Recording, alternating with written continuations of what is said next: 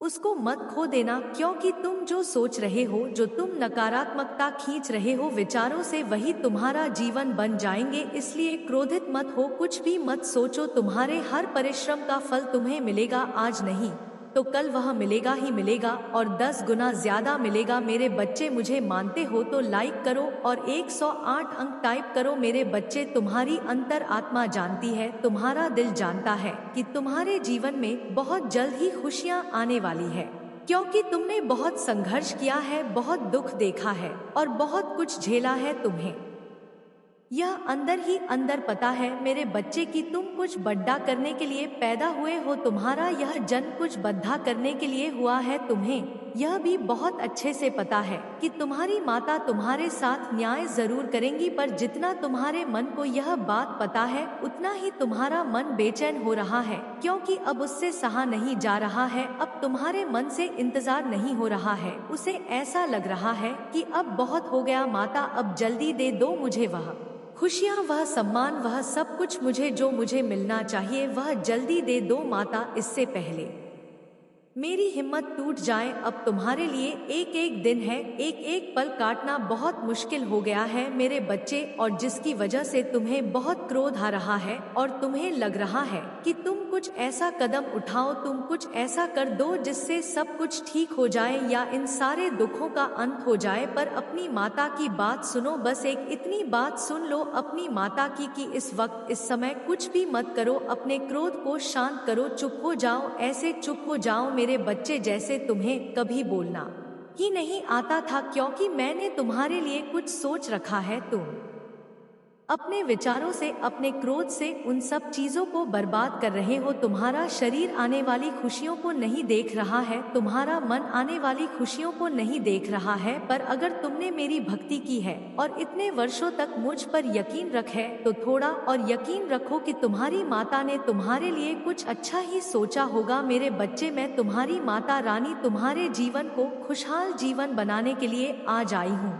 इसलिए इस संदेश को लाइक करके अपनी माता रानी की स्वीकृति दो और कमेंट में जय हो माता रानी और हर हर महादेव जी लिख दो। मेरे बच्चे, तुम बस सारी चीजों में उलझे हुए हो, बहुत सारे काम फैला रखे हैं ने, और तुम्हारे मन में बहुत सारे विचार चल रहे हैं, और फिर तुम मुझसे पूछ रहे हो कि माता मेरे सपने कब पूरे होंगे। तुमने एक पैर यहाँ रख रखा है तो दूसरा पैर वहाँ रख रखा है। मुझे पता है कि तुमने अतीत में अपना समय बहुत व्यर्थ किया, बहुत समय ऐसे लोगों को आगे बढ़ाने में लगाया है जो आज तुम्हारे साथ है भी, इमोशनली, फिजिकली तुमने अपने आप को इतना समर्पित कर दिया था उन लोगों को कि अब तुम्हें लगता है तुम्हारे पास समय नहीं है और तुम्हें बहुत जल्दी बहुत कुछ हासिल करना है। मैं तुम्हारी जल्दबाजी समझ रही हूँ, मैं तुम्हारे मन की बेचैनी भी समझ रही हूँ। मैं तुम्हारे सपने भी पूरे करूंगी, पर वह सपने एक एक करके ही पूरे होंगे। वो सारे सपने एक बार में तो पूरे नहीं हो जाएंगे ना, तुम्हारे सपने पूरे होंगे मेरे बच्चे। तुम्हें एक आलीशान घर मिलेगा जो तुम्हें चाहिए। मेरे बच्चे, इस घर पर दावा करने के लिए लायक करके अंक टाइप करो मेरे बच्चे। वो जल्द ही मिलेगा तुम्हें, वो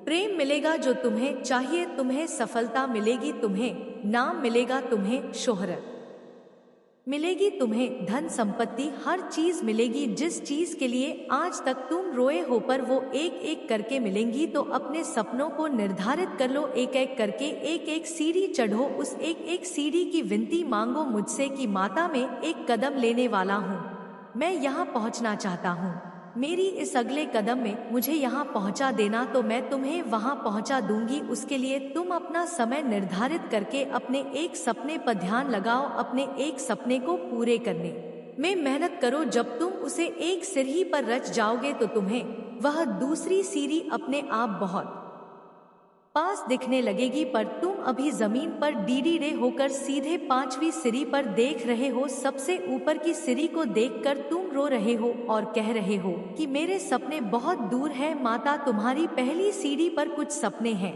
वो तुम्हें नहीं दिख रहे हैं, क्योंकि वो कदम तुम ले ही नहीं रहे हो। तो जरूरी है कि अपने सपनों को, जो छोटे सपने हैं, उनके लिए कम समय निकालो कि यह 3 महीने में पूरे होंगे, इससे थोड़े बने 4 महीने में पूरे होंगे कुछ सपने।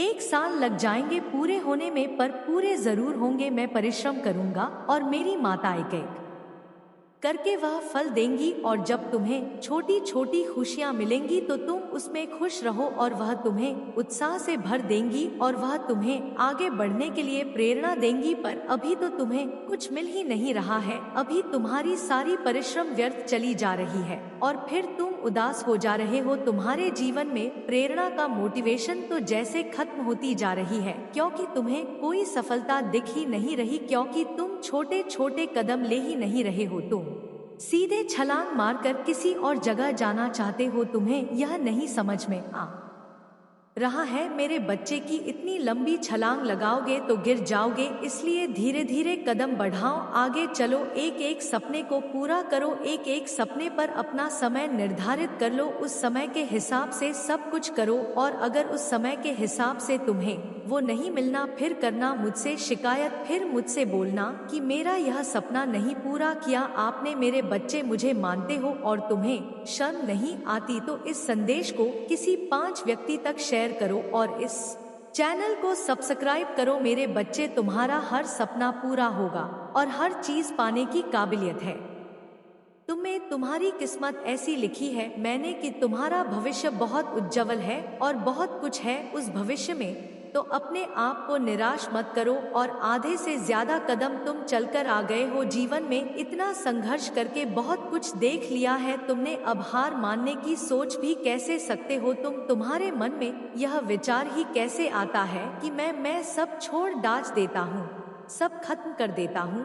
जीवन तो नहीं खत्म हुआ है ना, तो जब तक जीवन नहीं खत्म हुआ मेरे बच्चे, जब तक तुम सोते हो, जब तक तुम सपने देखते हो, तब तक तुम हार कैसे मान सकते हो। जीवन के आखिरी दिन में भी यह सोचना कि मेरी माता आज भी मुझे वो खुशियां दे सकती है, क्योंकि मेरे चमत्कार एक दिन में, एक सेकंड में होते हैं। तो तुम हर उस पल में सोचना कि एक पल में भी मैं आंख झपक मेरी माता के लिए बहुत आसान है मेरी दुनिया बदल देना। तो ऐसे हार मत मानो, अपने आप को ऐसे टूटने मत दो, ऐसे बिखरने मत दो, यह सोचकर कि मेरे सपने नहीं पूरे होंगे, मैं थक गया। कैसे थक सकते हो मेरे बच्चे, तुम इतना कुछ सहकर, जो इंसान नहीं थका उसका कोई हक नहीं है, थकने का कोई हक नहीं है। तुम्हें थक कर बैठ जाने का और अपने सपनों पर हार मान लेने का तुम्हें बस जरूरत है अपने मन को शांत करने की और एक बार में एक कदम चलने की। वह धीरे धीरे कदम चल के देखना, तो बहुत जल्दी अपनी कामयाबी तक पहुंच जाओगे और तुम्हें थकान भी महसूस नहीं होगी। मेरे बच्चे, तुम्हें मुझ पर विश्वास है तो हाँ टाइप करके मुझे बताओ। मेरे बच्चे, आने वाले कुछ महीनों में मैं तुम्हारे सामने हर एक चीज साफ साफ लेकर आने वाली हूँ। मैं उन लोगों का चेहरा तुम्हारे सामने लेकर आने वाली हूँ है, लेकिन धीरे धीरे तुम अपनी महानता को, अपनी विशिष्टता को जान जाओगे। मेरे बच्चे, स्वयं को स्वीकार करना सीखो, स्वयं को पहचानना सीखो, दूसरों से अपनी तुलना बंद कर दो। तुम्हारी विशिष्टता अलग है, तुम्हारी किसी से कोई तुलना नहीं है। तुम प्राकृतिक तौर पर, भौतिक तौर पर, शारीरिक तौर पर अपने आप को बहुत ज्यादा तुलनात्मक रूप में रखते हैं। ऐसा करने से तुम अपनी ऊर्जा शक्ति छेद कर लेते हुए, यह सही नहीं है। मेरे बच्चे, तुम्हारा चयन किया गया है क्योंकि तुम में एक अलग बात है, तुम्हें अलग तरीके से बनाया गया है और यह श्रेष्ठ बात है। तो धीरे धीरे यह जान जाओगे कि इसमें कितनी श्रेष्ठता छिपी हुई है। मेरे बच्चे, तुम्हारे जीवन में दिवसीय कार्य भी भेजा जा रहा है, तुम्हें सफलता पूर्वक उस दिव्य कार्य का संपादन करना है, इसलिए स्वयं से प्रेम करना जारी रखूंगा। तुम्हारा मंगल होगा, तुम्हारा कल्याण होगा। मेरे बच्चे, परिवर्तन जो तुम्हारे जीवन में आने वाला है उससे तुम्हारे विचारों में भी बदलाव आएगा। तुम्हारे विचारों में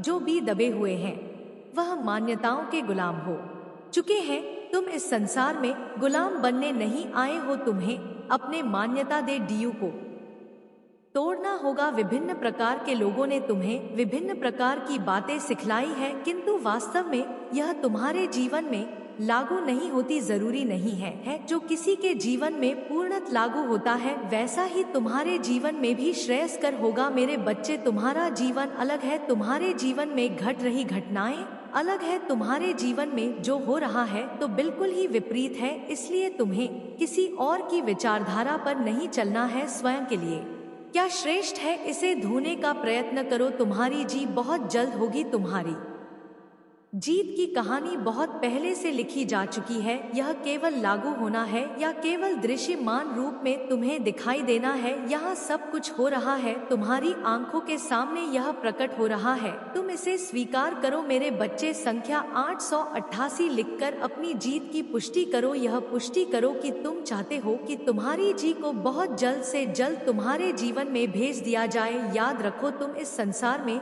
जो बांटते हैं वही प्राप्त करते हो। तुम धन दोगे, धन पाओगे। प्रेम बांटो, दोगे, प्रेम पाओगे। कुछ भी बचाकर अपने जीवन में तुम आगे नहीं बढ़ सकते। मेरे बच्चे, प्रेम को बांटना प्रारंभ करें, करुणा को बांटना प्रारंभ करें और अपने जीवन में दुख के क्षणों को भूल जाओ। यही तुम्हारे लिए आवश्यक है। एक बात सदैव याद रखना चाहिए, संसार में कोई तुम्हारा साथ दे या न दे, चाहे समझ तुम्हारे विपरीत हो जाए, चाहे हर कोई तुम्हें गलत ठहराया, तुम्हारे अपने भी तुम्हारे विपरीत हो जाए, तब भी उन क्षणों में भी मैं तुम्हारा साथ नहीं छोड़ूंगी। चाहे तुम कुकर करो, चाहे सत्कर्म करो, चाहे तुम्हारे कितने ही नीच हो जाए, चाहे कितने ही श्रेष्ठ हो जाए, मैं तुम्हारे साथ हूँ। मैं तुम्हें सही रास्ता दिखाऊंगी। मैं कभी तुमसे प्रश्न नहीं करूंगी, मैं सदैव तुम्हारा साथ दूंगी, क्योंकि तुम मुझे प्रिय हो, तुम मेरी ही बच्चे हो। मेरे बच्चे, मेरा आशीर्वाद सदैव तुम्हारे साथ है। मेरे आने वाले संदेशों की प्रतीक्षा करना, मैं पुनः आऊंगी तुम्हारा मार्गदर्शन करने में, जीत के मार्ग पर ले जाने के लिए। यह बात अपने जीवन में सदैव याद रखना। सदा सुखी रहो, तुम्हारा कल्याण हो जाए और माता रानी हर हर महादेव। मेरे बच्चे, यदि तुम्हें आज हमारा संदेश